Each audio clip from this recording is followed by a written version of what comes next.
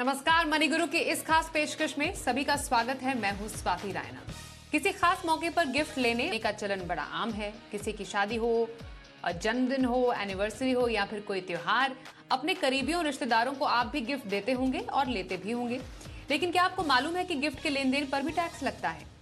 क्या गिफ्ट के लेन देन पर टैक्स के नियम है, आज हम समझते हैं। हमारे साथ हैं टैक्स एक्सपर्ट सुनील गर्ग। सुनील जी का करते हैं शो में स्वागत। सुनील जी, त्योहारों का मौसम ऑन है, शादियों का सीजन आने वाला है और इसी के साथ ही त्योहारों का लेन देन, ये तो परंपरा चली आ रही है कि त्योहारों का लेन देन चलता है खास मौकों पर। लेकिन जितना उत्साहित होकर कोई गिफ्ट लेता है, शायद वो उत्साह काफी हद तक फीका पड़ जाता है जब उसको मालूम चले कि कहीं उसके उस गिफ्ट पर टैक्स तो नहीं लगेगा। इसलिए थोड़ी कंफ्यूजन आपके जरिए हम दूर करने की कोशिश करेंगे। सबसे पहले जिस संदर्भ में आज हम गिफ्ट पर चर्चा करने वाले हैं, उस संदर्भ को थोड़ा पहले समझना जरूरी है और जानना आपसे चाहेंगे गिफ्ट का, यहां पर गिफ्ट की परिभाषा क्या है जिस पर आज हम चर्चा करने वाले हैं। नमस्कार स्वाति, आपने बिल्कुल सही कहा कि गिफ्ट को लेके इतना कंफ्यूजन होता है, इतना कंफ्यूजन है। और जबकि हमारे समाज में गिफ्ट का चलन बहुत ज्यादा है। अब तो शादियों का सीजन भी है, उसके बाद में फेस्टिवल सीजन भी आ रहा है, तो गिफ्ट का लेन देन भी बहुत होगा। स्वाति, गिफ्ट को लेके सरकार की हमेशा से बड़ा कंफ्यूजन रहा है। आपको पता होगा 98 से पहले गिफ्ट टैक्स एक्ट हुआ करता था, उसके बाद में सरकार ने हटा दिया, कोई गिफ्ट पे टैक्स नहीं। फिर 2004 में दोबारा नियम ले आए, कान को इधर से पकड़ कर इधर से पकड़ लिया, घुमाकर पकड़ लिया, और सरकार ने कहा कि भाई अगर आपको कोई गिफ्ट मिलता है, गिफ्ट का मतलब है किसी ने आपको पैसा दे दिया, आपको गिफ्ट दिया out of love and affection, बिना किसी कंसीडरेशन के। गिफ्ट कैश में हो सकता है, गिफ्ट प्रॉपर्टी हो सकती है, गिफ्ट शेयर हो सकता है, तो उसको हम गिफ्ट कहते हैं। लेकिन लेने वाले के हाथ में गिफ्ट टैक्सेबल है या नहीं, ये परिस्थिति पर डिपेंड करता है, सिचुएशन पर डिपेंड करता है। बड़े ध्यान से सुनने वाली बात है कि वही परिस्थिति में गिफ्ट टैक्सेबल हो जाता है और दूसरी परिस्थिति में नहीं होता। जैसे फेस्टिवल पे आपको गिफ्ट मिलता है, मान लो दिवाली के ओकेजन पे आपको गिफ्ट मिलता है, दिवाली हमारे यहाँ पर गिफ्ट देते हैं। नियम यह है कि 50,000 रुपए तक का गिफ्ट अगर किसी को पूरे साल में मिलता है, रिलेटिव के अलावा, रिलेटिव से कोई गिफ्ट मिलेगा जो धारा 56(2)(10) पे दे रखे हैं, उस पर कोई टैक्स नहीं। लेकिन बिना रिलेटिव के ना, दूसरे आदमी से आपको मिलता है तो 50,000 रुपए की लिमिट है। लेकिन इसमें भी एक कैविएट है। मसलन अगर आपके एम्प्लॉयर ने आपको गिफ्ट दे दिया, दिवाली पे बोनस दे दिया या कुछ और गिफ्ट दे दिया, तो उस पर कोई छूट नहीं है। लोगों को ये भी कंफ्यूजन है कि क्या 50,000 की छूट मिलेगी? बिल्कुल नहीं मिलती है जी 50,000 की छूट भी, क्योंकि वो आपके एम्प्लॉयर ने दिया और वो पहले धारा 15 में 15 में सैलरी के हेड में ही टैक्सेबल हो जाता है, तो वहां 50,000 की छूट भी नहीं मिलती।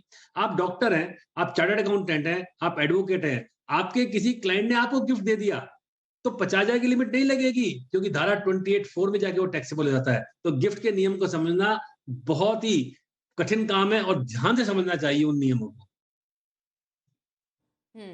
बिल्कुल, तो ध्यान से समझने की बारी अब आ गई है। आपने काफी हद तक बता दिया कि कौन सा गिफ्ट कितने अमाउंट तक का टैक्स फ्री है और कितना नहीं है। अब यहाँ पर आपने एक बहुत ही जरूरी बात कही कि परिस्थिति पर डिपेंड करता है और परिस्थिति के साथ साथ गिफ्ट देने वाले पर भी डिपेंड करता है कि आपका गिफ्ट टैक्स की श्रेणी में आएगा कि टैक्स फ्री रहेगा। इसलिए मैं आपसे जानना चाहूंगी सुनील जी, ऐसे कौन से रिश्ते हैं, क्या ऐसे कौन से लोग हैं जो अगर हमें गिफ्ट दें उस गिफ्ट पर टैक्स नहीं लगेगा? बिल्कुल सही कहा आपने, परिस्थिति पे डिपेंड करता है, ओकेजन पे डिपेंड करता है और देने वाले पर डिपेंड करता है। एक हमारे यहाँ धारा है 56(2)(10), 56(2)(10), जो ये कहती है कि अगर आपको ब्लड रिलेटिव से गिफ्ट मिलता है, ब्लड रिलेशन ध्यान से रखने वाली बात है, आपके फादर से, आपके मदर से, आपके चाचा से, आपकी चाची जी से, ताऊ से, ताई जी से, मामा से, मामी से, बहन से, जीजा जी से, यानी जो रिलेशन की लिस्ट दे रखी है, आप वो रिलेशन अपने आप डिसाइड नहीं कर सकते। वो एक लिस्ट दे रखी है 56 रिलेशंस की, आपको वहीं पर जो गिफ्ट मिलेगा वही टैक्स से फ्री होगा। और वहां पर कितना ही मिले, 1 लाख मिले, 2 लाख मिले, 10 लाख मिले, 50 लाख मिले, कोई टैक्स नहीं लगता है। लेकिन अगर आपको गिफ्ट ब्लड रिलेशन के अलावा मिलता है तो 50,000 रुपए से ज्यादा पूरा टैक्स लग जाता है। यानी मान लीजिए आपको 51,000 रुपए का शगन मिला, दिवाली पर, तो टैक्स 1,000 पर नहीं लगेगा, टैक्स पूरे 51,000 रुपए लगेगा, 51,000 पर। ये ध्यान देने वाली बात है। और दूसरा कंफ्यूजन हमेशा कजिन्स को लेकर रहता है कि हम अपने कजिन्स में गिफ्ट का लेन देन करते हैं, तो कृपया ध्यान दीजिए, कजिन्स रिलेटिव की डेफिनेशन में नहीं आते हैं। अगर आपको कजिन से गिफ्ट मिलेगा तो 50,000 रुपए तो छूट है, उसके अलावा पूरा का पूरा टैक्स है। और रिश्तों में भी एक बात है, रिश्ते वही जो धारा 56(2)(10) में दे रखे हैं। जैसे अगर मान लीजिए आपने अपने चाचा जी से गिफ्ट लिया, अपने अंकल से गिफ्ट लिया, अपने आपके फादर के ब्रदर से, तो टैक्स में छूट है, कोई टैक्स नहीं है। लेकिन अगर चाचा जी ने भतीजे से गिफ्ट ले लिया, अंकल ने अपने भतीजे से गिफ्ट लिया, तो पूरा टैक्सेबल है।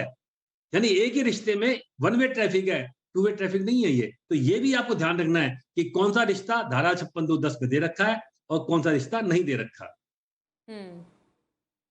ओके, बिल्कुल। तो आप ये भी कर सकते हैं, गिफ्ट लें तो रिश्ता देखकर जिसमें आपको टैक्स ना लगे। तो अब बताइए सुनील जी कि ये तो हमने समझ लिया कौन से रिश्ते ऐसे हैं जिनके दिए हुए गिफ्ट टैक्स के दायरे में नहीं आते हैं।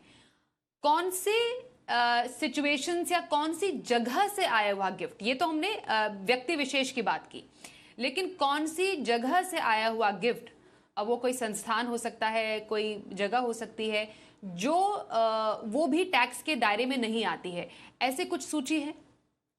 बिल्कुल दे रखी है सरकार ने, परिस्थितियां भी बता रखी हैं और संस्थाएं भी बता रखी हैं।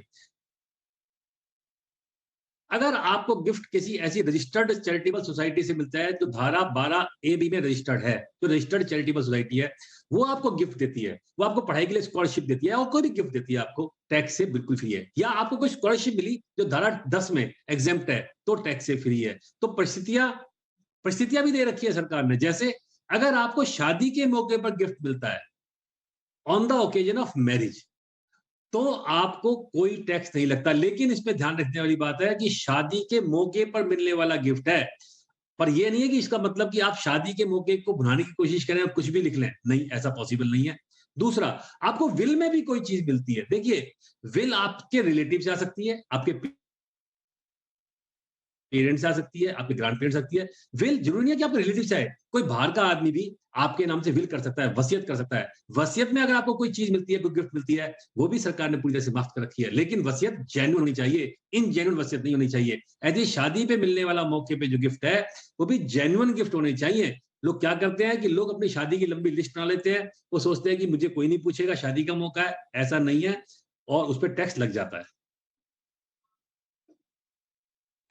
ओके, ये आपने बहुत ही इंपॉर्टेंट मुद्दा उठाया वसीयत का सुनील जी, क्योंकि कई सवाल हमारे पास आते हैं और कहते हैं कि उनको तो मालूम ही नहीं था कि उनके किसी रिश्तेदार ने उनके वसीयत में रिश्तेदार ने वसीयत में उनके नाम पर कोई प्रॉपर्टी कर दी थी।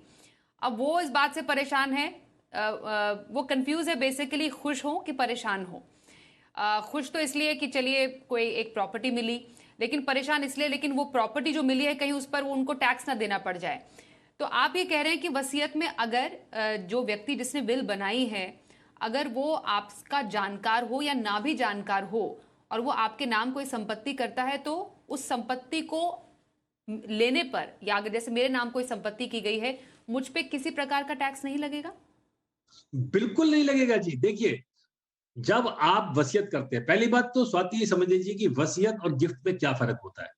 गिफ्ट आप जीते जी करते हैं, आप अपने लाइफ टाइम में गिफ्ट करते हैं, और जैसे ही आप गिफ्ट करते हैं, आप उस प्रॉपर्टी से अपने आप को एलिनिएट कर लेते हैं, आप इरिवोकेबल ट्रांसफर कर देते हैं कि मैंने गिफ्ट दे दिया, आज के बाद इस संपत्ति से, इस पैसे से मेरा कोई संबंध नहीं है। लेकिन विल कब ऑपरेट करती है? विल ऑपरेट करती है जब देने वाले की डेथ हो जाती है।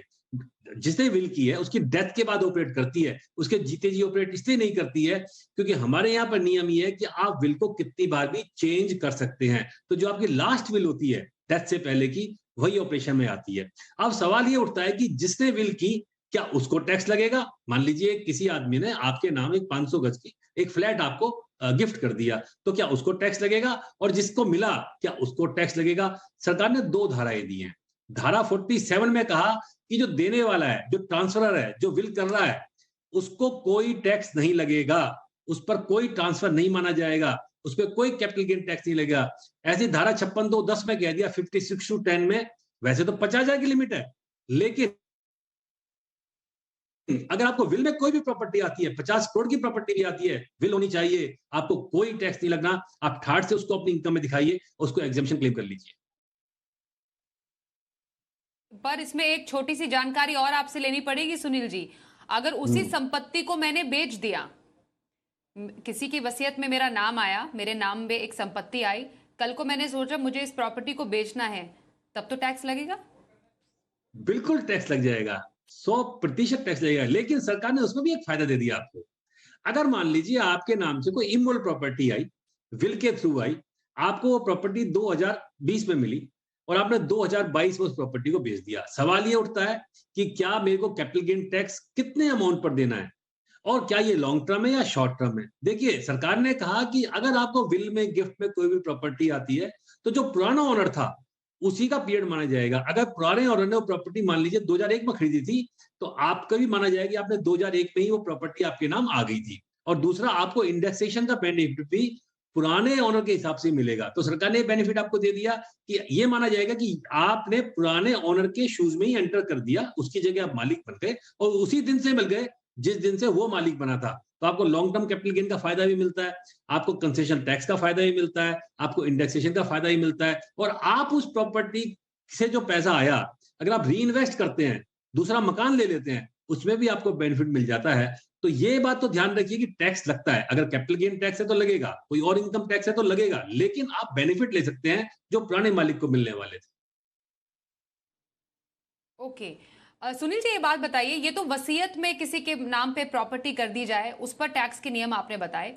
जब प्रॉपर्टी कोई गिफ्ट करता है, वसीयत जी। में नहीं, प्रॉपर्टी गिफ्ट की, शेयर गिफ्ट किए, बॉन्ड गिफ्ट किया या फिर गाड़ी गिफ्ट की, तो उसमें भी कुछ ऐसा ही नियम है कि आपके ब्लड रिलेशन में किसी ने गिफ्ट किया तो इन तमाम चीज़ों पर नहीं लगेगा टैक्स? उसके अलावा कोई अगर आपके ब्लड रिलेशन में नहीं है, फॉर एग्जाम्पल आपका एम्प्लॉय आपको देता है, तो वो टैक्स के दायरे में आएगा?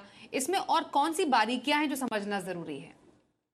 बड़ा रेलिवेंट सवाल है और इसमें सारे सिचुएशंस कवर आपने कर लिए हैं स्वाति। देखिए, अगर आपको गाड़ी मिलती है, कार मिलती है, आपके रिलेशन में मिले, आपके दोस्त से मिले, आपके कजिन से मिले, आपको जानकर आश्चर्य होगा, इसमें कोई गिफ्ट टैक्स नहीं लगता है। आपको 20 लाख की गाड़ी मिल जाए, आपको 25 लाख की गाड़ी मिल जाए, क्योंकि जो गाड़ी है 56(2)(10) में, कार 56(2)(10) में, वो असेट की डेफिनेशन में ही नहीं है।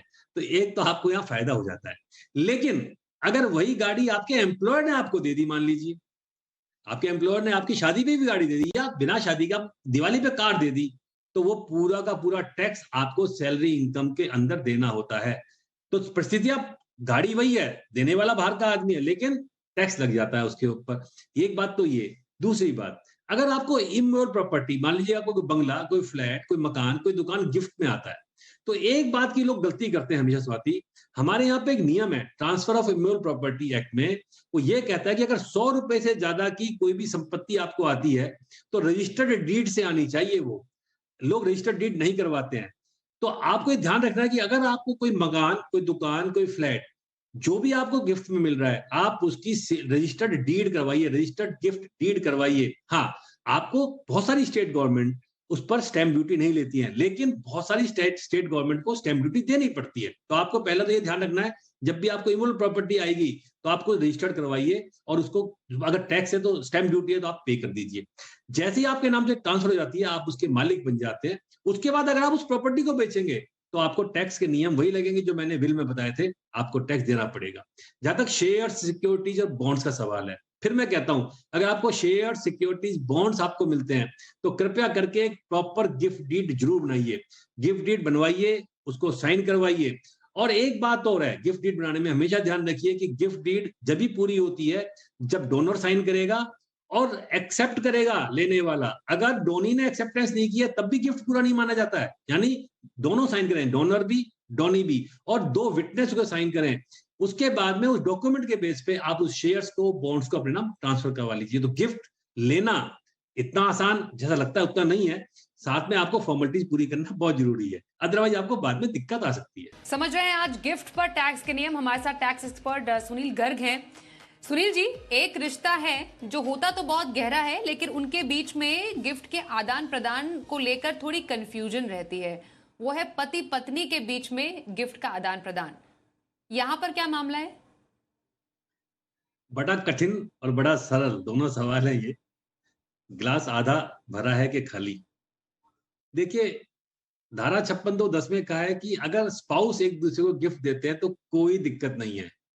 पति पत्नी को दे या पत्नी पति को दे, टैक्स के नियम में कोई दिक्कत नहीं है, वो टैक्स से एग्जेम्प्ट है गिफ्ट। लेकिन एक धारा है 64, उसमें क्या कहा है कि अगर स्पाउस ने गिफ्ट दिया दूसरे स्पाउस को, तो उससे जो इनकम होगी वो क्लब हो जाएगी। मान लीजिए वाइफ ने हस्बैंड को 1 करोड़ रुपए गिफ्ट कर दिया, तो हस्बैंड के हाथ में वो 1 करोड़ तो टैक्सेबल नहीं हुआ।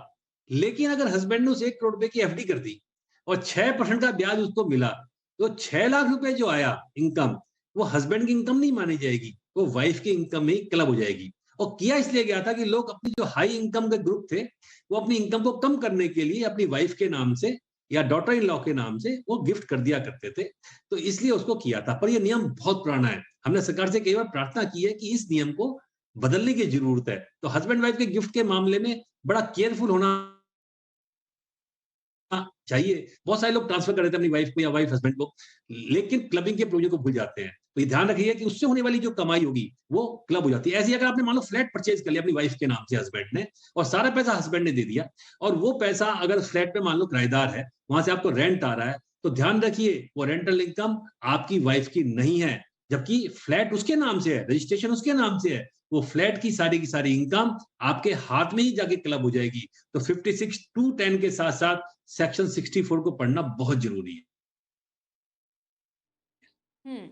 एक और सिचुएशन है सुनील जी, कई गिफ्ट होते हैं वो थोड़े इम्पोर्टेड होते हैं, मतलब विदेश से कोई गिफ्ट आपको मिला है, आपका कोई दोस्त है, उसने आपके लिए फॉरेन से एक गिफ्ट लाया है, उस पर क्या टैक्स लगेगा? दूसरा, अगर विदेशी ट्रस्ट है पर वो बाहर का ट्रस्ट है, वहां पर हमने कुछ पैसे दिए हैं, दान में दिए हैं, ट्रस्ट में तो दान ही देते हैं, तो वहां पर टैक्स के नियम क्या कहेंगे? देखिए स्वाति, बड़ा महत्वपूर्ण सवाल है। विदेशों से दोस्त आया, उसने पैसे ट्रांसफर कर दिए आपको, आपके अकाउंट में पैसे डाल दिए, या आया तो कोई महंगा गिफ्ट लेके आपको आ गया। ध्यान रखिए, अगर आप रेजिडेंट हैं, आप हिंदुस्तान में के रेजिडेंट है 182 डेज एंड मोर वाले, तो आपके हाथ में पूरा का पूरा गिफ्ट टैक्स हो जाता है। वो पूरा का पूरा गिफ्ट टैक्सेबल है। 50,000 की लिमिट तो मिलेगी उसको, लेकिन उससे ज्यादा अमाउंट वो टैक्सेबल हो जाता है। नियम वही लगेगा आपको, क्योंकि आपको गिफ्ट इंडिया में रिसीव हुआ, तो आपकी इंडिया में रिसीव होने वाली इनकम पर टैक्स लग जाता है। जहां तक सवाल है, आपने अगर विदेश में कोई ट्रस्ट को या किसी और रिलेटिव को भी आपने मान लीजिए गिफ्ट दे दिया, तो ध्यान रखिए वित्त मंत्री जी ने 2019 में नियम में परिवर्तन कर दिया था, और धारा 9 में एक सबसेक्शन जोड़ दिया था। उसमें कहा था कि अगर आपने यहां से गिफ्ट दिया, विदेशी ट्रस्ट को दिया, विदेशी दोस्त को दिया, किसी को भी दिया, तो वो भी टैक्स के दायरे में है। और उसमें टैक्स लेने वाले पे नहीं लगेगा, उसमें टैक्स देने वाले पे लगेगा, क्योंकि जो विदेश में है उसको हम कैसे पकड़ेंगे? तो जो देने वाला है उसी को टैक्स देना पड़ेगा। एक बात इसमें महत्वपूर्ण है कि अगर वो ब्लड रिलेशन में है, जैसे मैंने बताया था कि मान लीजिए आपका विदेश में आपके पेरेंट्स हैं, आपके रिलेटिव हैं, आपके ब्रदर इन लॉ हैं, अगर उन्होंने आपको गिफ्ट दिया तो टैक्स से माफी है, उसमें कोई टैक्स नहीं लगेगा। नियम वही लगेगा जो बाकी नियमों में लगता है। एक सवाल हमारे पास आ रहा है सुनील जी, सवाल यह है कि गिफ्ट डीड में जो प्रॉपर्टी मिली है, उस प्रॉपर्टी से जो रेंट अर्जित करते हैं, वो क्या टैक्सेबल है? बिल्कुल टैक्सेबल है जी। देखिए, जैसे ही आपको गिफ्ट मिलता है स्वाति, वो प्रॉपर्टी आपकी मानी जाती है। जैसे मैंने बताया था कि गिफ्ट का मतलब है कि जो डोनर है, जो देने वाला है, उसने उस प्रॉपर्टी से अपने आप को एलिनिएट कर लिया, उसने अपना रिश्ता उससे खत्म कर लिया। अब आप उसके एब्सोल्यूट ओनर हैं, बिल्कुल एब्सोल्यूट ओनर है। अब जो इनकम होगी वो आपकी, तो आपके हाथ में ही टैक्सेबल होगी। लेकिन ये बात फिर ध्यान रखना है आपको, अगर वो गिफ्ट हस्बैंड वाइफ में है या फादर इन लॉ ने डॉटर इन लॉ को दिया, ये दो रिश्ते ऐसे हैं धारा 64 में, अगर फादर इन लॉ ने डॉटर इन लॉ को गिफ्ट कर दी प्रॉपर्टी, प्रॉपर्टी गिफ्ट मानी जाएगी, उस पर टैक्स नहीं लगेगा। लेकिन वाइफ के केस में और डॉटर इन लॉ के केस में वो क्लबिंग प्रोविजन लागू हो जाते हैं, और जाके इनकम आपके हस्बैंड के हाथ में या फादर इन लॉ के हाथ में ही टैक्सेबल हो जाती है। सर, बहुत छोटा जवाब मैं चाहूंगी। कई बार सोशल मीडिया कैंपेन्स होते हैं जिसमें लोग दान देने की मांग करते हैं कि डोनेट कीजिए किसी के इलाज के लिए, यहाँ पर टैक्स के नियम क्या कहते हैं? अगर आप किसी को दान देंगे ऐसे सिचुएशन में तो क्या टैक्स लगेगा? बिल्कुल लगेगा। लोग बहुत बड़ी गलती करते हैं, फेसबुक के माध्यम से करते हैं कोशिश और पैसा इकट्ठा कर लेते हैं। अगर आप रजिस्टर्ड चैरिटेबल ट्रस्ट नहीं है पैसा लेने वाला, तो ध्यान रखिए 50,000 रुपए से ज्यादा अगर आपने अमाउंट कलेक्ट किया तो पूरा टैक्स देना पड़ेगा। जिसे रिसीव किया है 100% टैक्स देना पड़ेगा। इसमें ध्यान रखने वाली बात है। इसलिए सोशल मीडिया कैंपेन चलाएं तो रजिस्टर्ड चैरिटेबल ट्रस्ट अगर आप हैं तभी चलाएं। जी, बहुत धन्यवाद करेंगे सुनील जी, आप हमारे साथ शो में शामिल हुए और गिफ्ट पर टैक्स के गणित को हमारे दर्शकों को समझाया आज। बहुत धन्यवाद एक बार फिर से आपका। मनी गुरु में बस इतना ही, रुकते हैं एक ब्रेक के लिए। देखते रहिए जी बिजनेस।